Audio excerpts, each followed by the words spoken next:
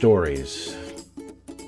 If you drew a circle on the map with Bellevue at the top and the bottom around Leesburg, inside that circle you'll find there are 67 churches, synagogues, cathedrals, or various houses of worship.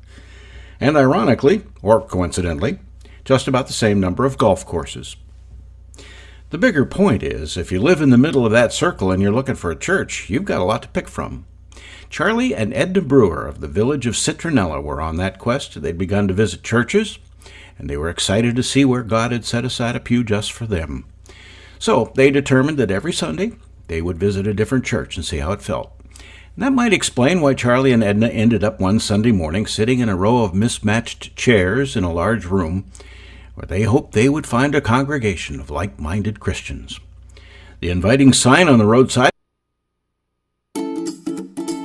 Hi, this is Jack O'Brien. Chairs in a large room where they hoped they would find a congregation of like-minded Christians.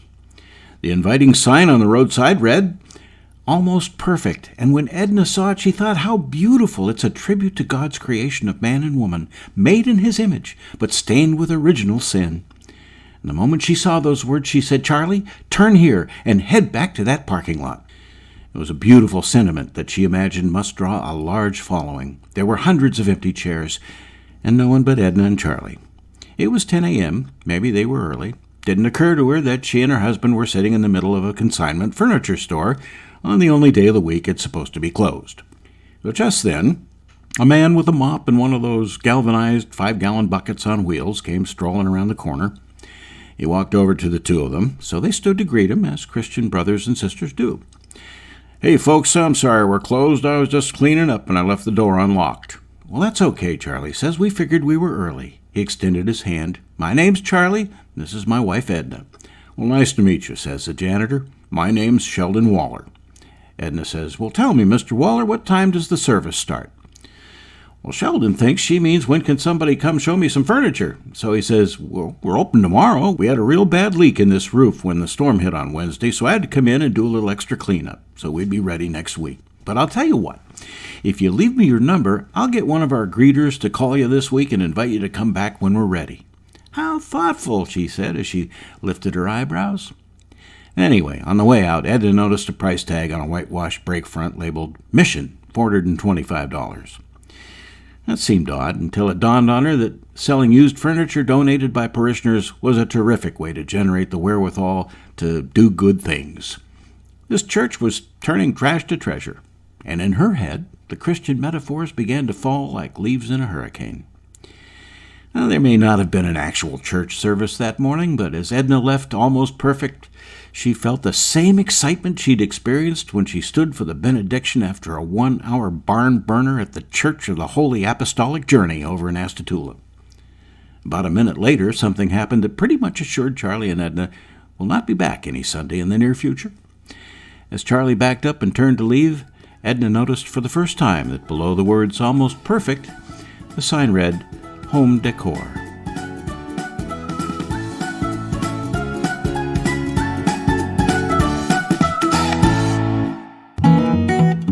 Like what you've just heard? I Could Tell You Stories with Jack O'Brien is brought to you by Brick City Digital. Hi, I'm Michael Warren, and at Brick City Digital Marketing, we believe every business has a great story to tell. Our job is to help your business tell your story in a way that brings more customers to your door. We help small businesses just like yours with web design, social media, SEO, video, and more. Visit us online at brickcity.com or call 352-351-1131 for a free consultation.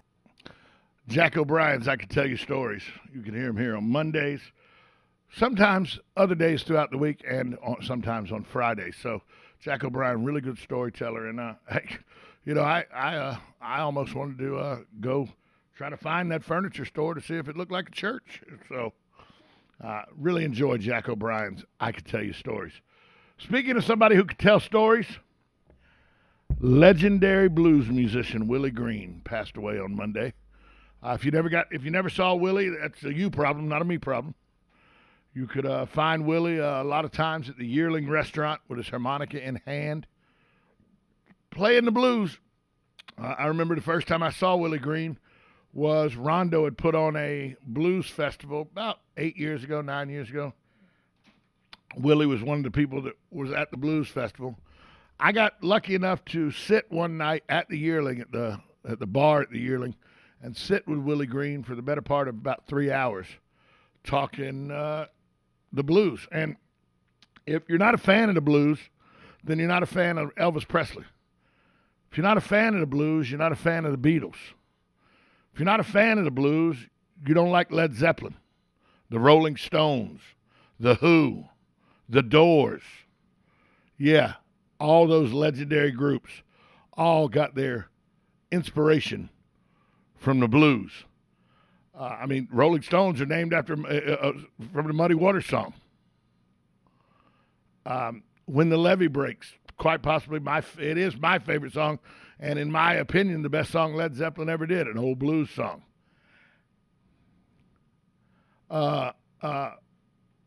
Hound Dog by Elvis Presley. Big Mama Thornton did that song first.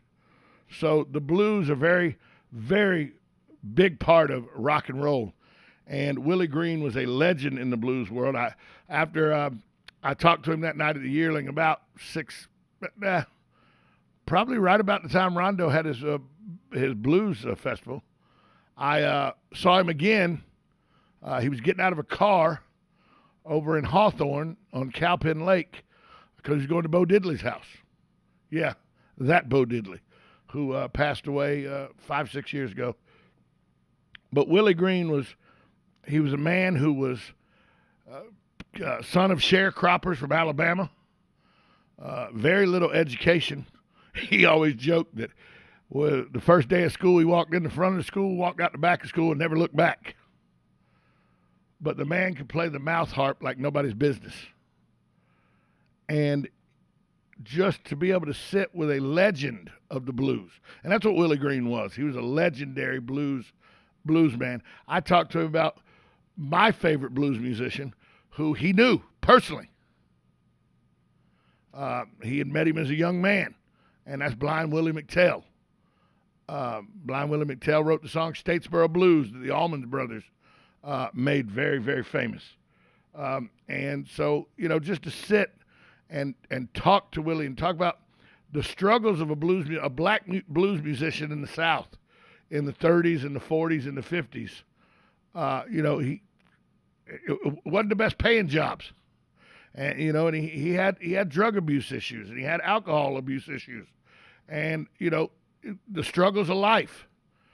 But there was a gleam in his eye that was just a fire and a gleam that just, you had to see it to understand it. And he would talk to anybody, really enjoyed. I remember I saw a video of a young man, probably about 9-10 years old, that he took his fiddle, and he wanted his parents to take him to the Yearling because he wanted to play his fiddle with Willie Green playing the harmonica. So there's a video of this young man in his cowboy hat with his fiddle up to his neck playing the fiddle while Willie Green, sitting in the chair right there in the Yearling, is playing the harmonica with him. That's who Willie Green was. He was a legend in the blues world, but he didn't act like he was a big deal. He was just Willie Green. He was a guy who played the harmonica and played it damn well. And one of the most genuine guys. He never made bones about his struggles in life. He had been homeless before. He caught rides with people between Cross Creek and Ocala, or Cross Creek and Gainesville, because he didn't have a car. But we lost a legend of the blues that called Marion County home. And he was not only was a legend in the blues world, but he was kind of a local treasure here to the folks of Marion County. And anytime that you went to the Yearling, I'd been to Yearling in 3 or 4 years, but anytime I went to Yearling before, Willie was always there, and he was always gracious. He'd give people autographs.